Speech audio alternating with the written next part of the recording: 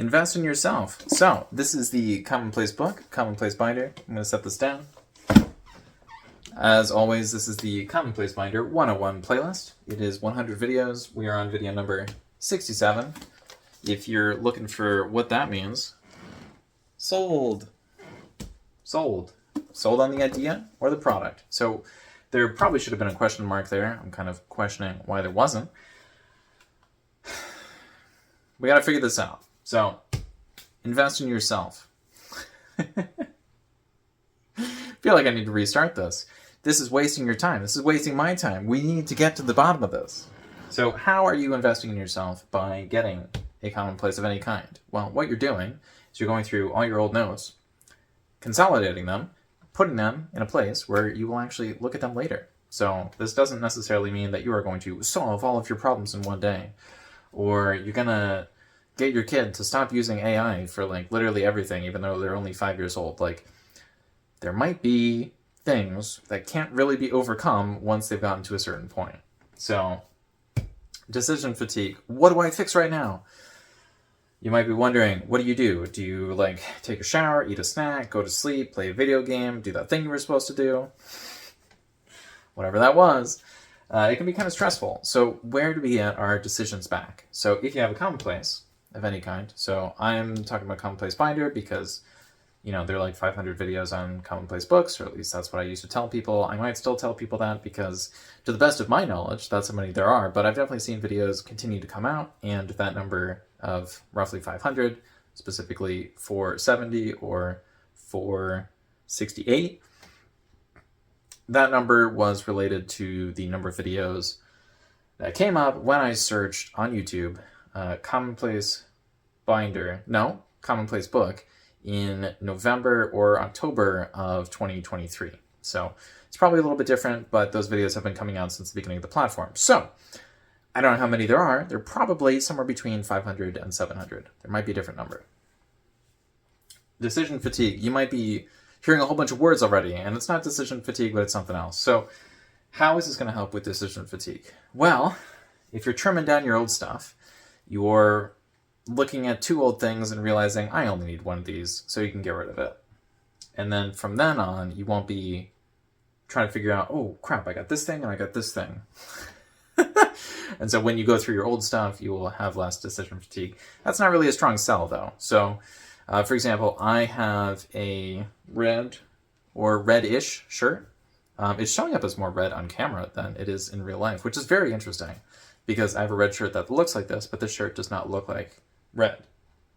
Sort of does, but it's a little bit different. So the way this works with decision fatigue is I just wear a plain t-shirt. When I wake up, regardless of the year, I get dressed, and it includes a just plain t-shirt. Now, it used to be that all my shirts were white or gray or black, and so that way I would just grab one of the 3 colors. They're not colors, I know, but it was really convenient because I didn't have to think about anything. I would just grab whatever shirt was on top. And I still do that, but it's just a little alarming sometimes because sometimes I'll pull it out and it's like red, like all in my face. Whereas, if you grab a gray shirt, it's just like, well, this is kind of boring, I guess. It's very neutral. So we're trying to cut down on decision fatigue, and there are a whole bunch of different ways to do that. So one way is just play it safe. So if you got 100 things you want to do today, no, you don't. You only have 10 things. There are 10 main things that you want to get done today. Not the list of 100 things, because they fall into multiple buckets. Probably. It might be you are a crazy productive person who gets everything done every day, regardless of how many things are going on, in which case we should probably be asking you how to get all your stuff done. So if you're really good at getting the stuff done, let us know. But yeah, play it safe. If you're not really sure which thing you want to do, which thing is hard or difficult, just do the thing that you know is super easy right now, and then you can get it off the list, not have to worry about that, and you will have reduced the decisions you have to make.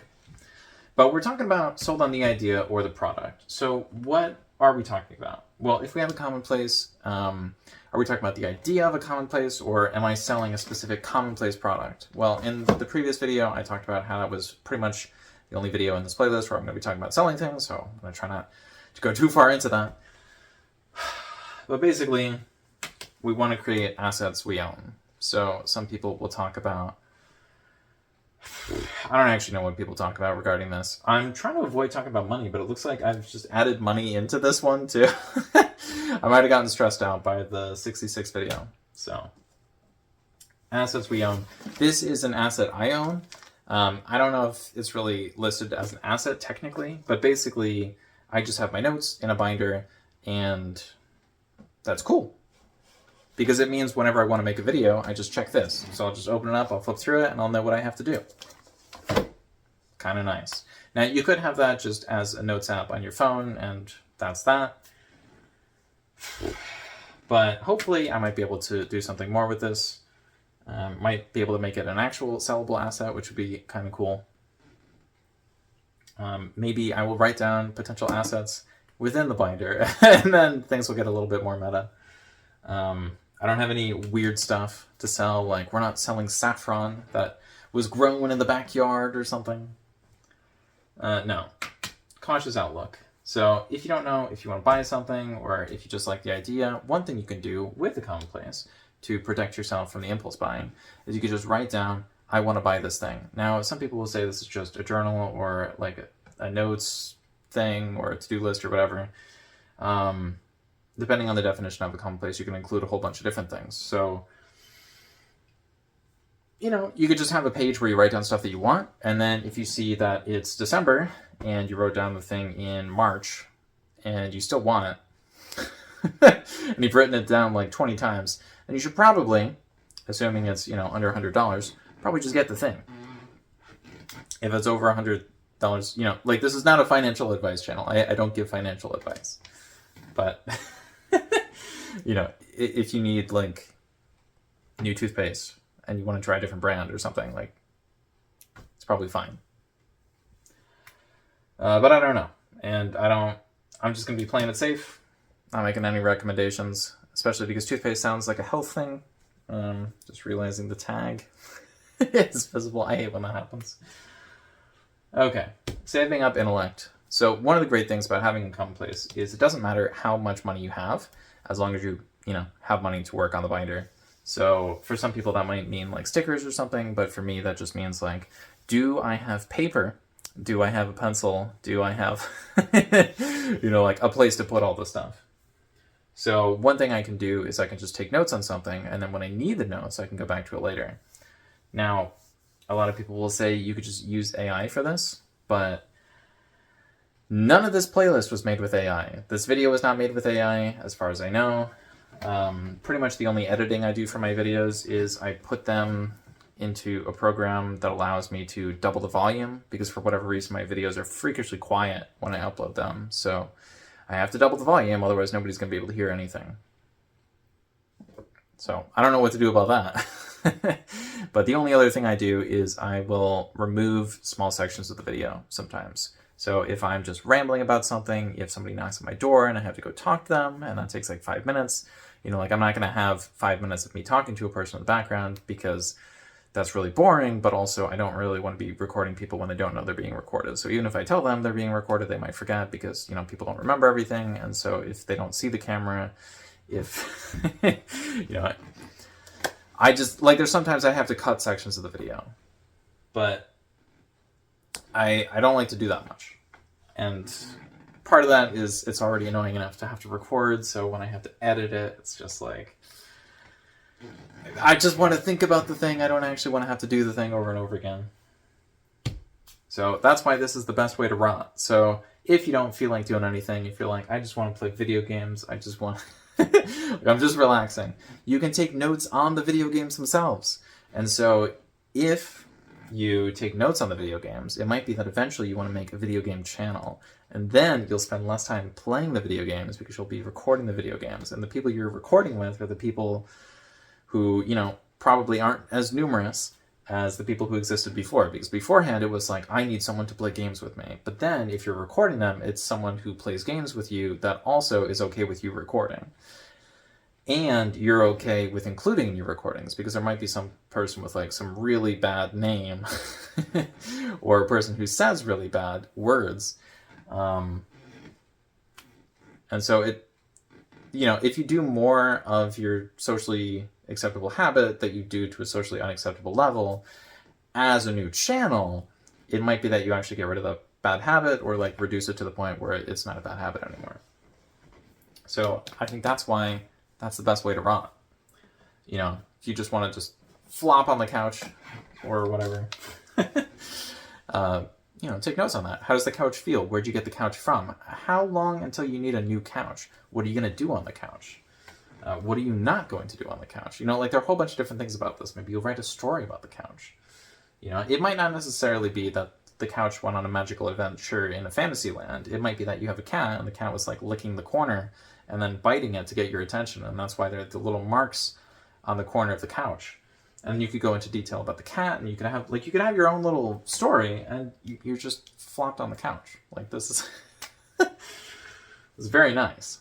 Memories that remain. So it might be that the only memory you remember, because you've just been flopped on the couch for so long, is what the couch is like. So, maybe you'd end up writing about which memories you still have and ways to remember more things. And so that way, if you're writing about memory and enhancing your own memory, a lot of people would find that pretty interesting. I'm trying to remember things that I can't remember.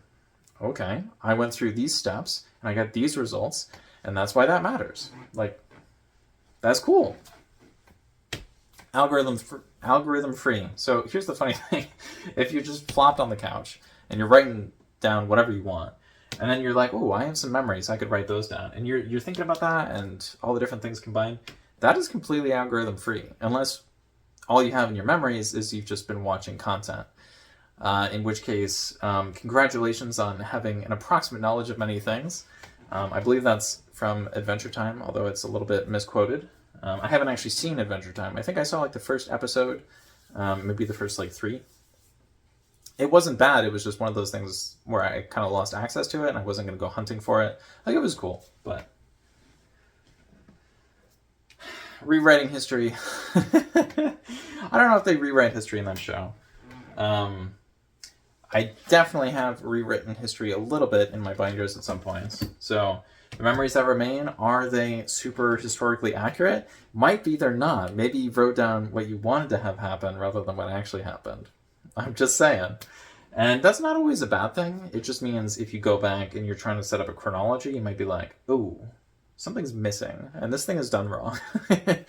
So if you have your commonplace all about truth and, factual stuff, it might be you got to be super duper honest, which can be really uncomfortable, especially if somebody else looks at your stuff. No more agency. Might feel like you have no more agency if you're simply writing down everything that happened and you're forced to be totally honest, even though someone might look at your stuff. Yeah, I'm not really sure if someone should be super worried about that. I feel like not making one of these is actually worse for agency, because then you're just hanging out with the algorithm. So if we're trying to be more algorithm free, we might get more of our agency back. I don't know. I guess it depends if you like having random stuff recommended to you. If you're watching this video, I would assume it was randomly recommended to you by the algorithm. So, thank you, algorithm. I appreciate you. Permission to fail. So, because most of this platform seems to be run by an algorithm, I had to get very comfortable with the concept of my videos doing absolutely terrible, which was a little difficult to deal with. But it would have been much more difficult if I hadn't worked on something like this in the past. So if I didn't have any form of commonplace, a place where I just kind of mess around and I write down whatever I want and then try to turn that into something cool in the future, I would have freaked out. Because, growing up, I didn't always have permission to fail. There were some things where I was just expected to be the best at it. I was just like, yeah, you're you're the best at these 5 things in gymnastics. Why not the last thing? And it's like, dude, I can't be literally the best at literally everything all the time. Just relax. And that's not, something for me specifically. A lot of kids have to deal with that sort of thing. And Sometimes they'll get so good at doing that that when they get older, they'll just try to do everything perfectly all the time, and then they have nothing else as part of their identity other than doing everything perfectly on the very first try. And then they have a very bad case of perfectionism, and they don't know what to do because the only thing that they can do is do everything perfectly or not at all. So it's like a do or do not, there is no try. I believe that's a Star Wars quote. Is that from Dagobah? I think that's Star Wars Episode 5. I haven't seen Star Wars in forever. Although it was pretty hype when Episode 3 came out. I definitely saw that one in theaters. I think that was the only one I saw in theaters. Maybe the 7th? I don't know. The Edge of Comprehension. We're getting to the point where I don't really understand what's going on in my brain, and I'm not going to be able to figure that stuff out. So part of the thing is the memories that remain, they're sometimes important, other times they're not. And so what I've been doing is I've just been forgetting a whole bunch of stuff, and it's not super important stuff. Like, I didn't forget my phone number, you know what I mean? But there are a lot of things that are just at the edge of my comprehension now that I used to be super familiar with. And this is the thing I sort of heard about as a kid, but I didn't really understand how that would happen to people, because it's like I learned it and I haven't forgotten anything. Like, I remember everyone's names, like all the people I've ever met, I remember all their names. If I learned their names, if they were a teacher, if they were a family friend, like I remember all of the people specifically. So like, if I'm not forgetting their name, I'm not forgetting their favorite color, if I'm not forgetting like any of the stuff about them, why would people be forgetting like how to do like 5 times 5? Like, that doesn't make any sense. But that's what happens. And so it might be that you're not trying to learn a whole bunch of new things. It might be that your memories got absolutely trashed. So it might be you got bonked on the head too many times. Maybe you had too much alcohol. Maybe it's like, severe PTSD or something. But as far as I can tell, this is pretty good for holding on to a very large quantity of memories. Just because you don't have to save the whole memory, you can save like a little bit, and then you can like thread the pieces together, and then by waiting a long time to access certain threads, you can preserve more of a standard memory. So I'm not a neuroscience person, so this might be entirely wrong, but for me, just creating memories that allow me to connect to other memories has been very useful. Unfortunately, one of the things I think I used to use, not sure about this, but I think one of the things I used to use was movement in space. So it was mostly to do with spatial reasoning and spatial awareness, and so I would learn where all the things were in relation to each other. So it was about constructing basically a giant spider web of the entire geographic area I live in.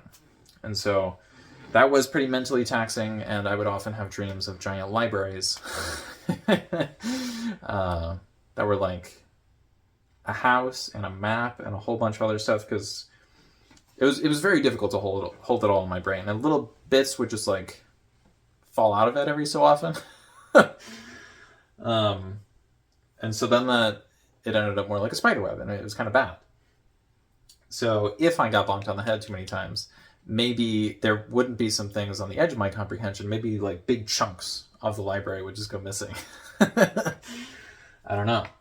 So if you don't want to get too philosophical with this or too into like the random stuff, maybe you want to focus on something more basic or more standard. Maybe you're looking at a planner. Now, this isn't really the most common way to use a commonplace book or a commonplace binder or really anything even adjacent. But one of the things that I find this very useful for is creating little bits of things and then turning those little bits into something else. So I'm trying to find a way to explain this that is relevant to the people watching right now, that I can do something with, that will lead into the rest of the video. And I think the best way to talk about this is when someone's giving YouTube advice. They'll often say like, you should check your analytics or whatever, but if you don't even have 100 videos, there's going to be nothing in the analytics. You know what I mean? Might be like, you got 1 view today. Great. And so if they're not 100 videos and they're not 100 subs, like, what are we looking at? We got a lot of views from Norway. Do we have 1 friend from Norway? Yeah. Okay. Well, that explains all the views. Like, you need to be beyond a certain point for any of the information to be relevant. So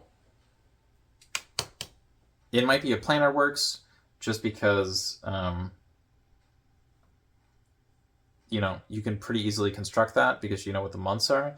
But people normally don't have like a guide on how to create a planner. It's like you just make it, and so people will buy it from somebody else, or it'll just be like gifted to them. Like they're not going to go out of their way to create their own planner. That seems like a lot of work.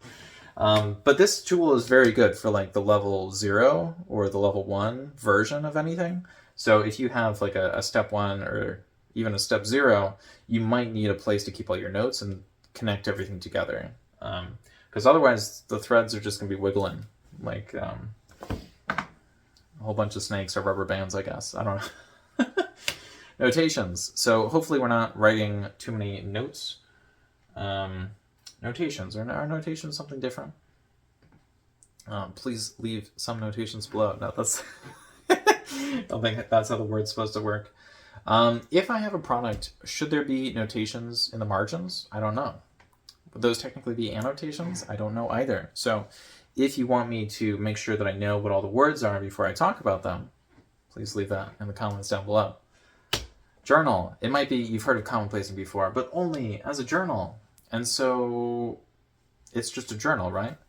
Well, the simplest way I can really explain this, which I've also done before, is basically you take quotes from people and then you write your opinions below. So in that sense, if the stuff you write is like treated like a writing prompt and then you write about your own life, then like, yeah, I guess it'd be like a journal that way.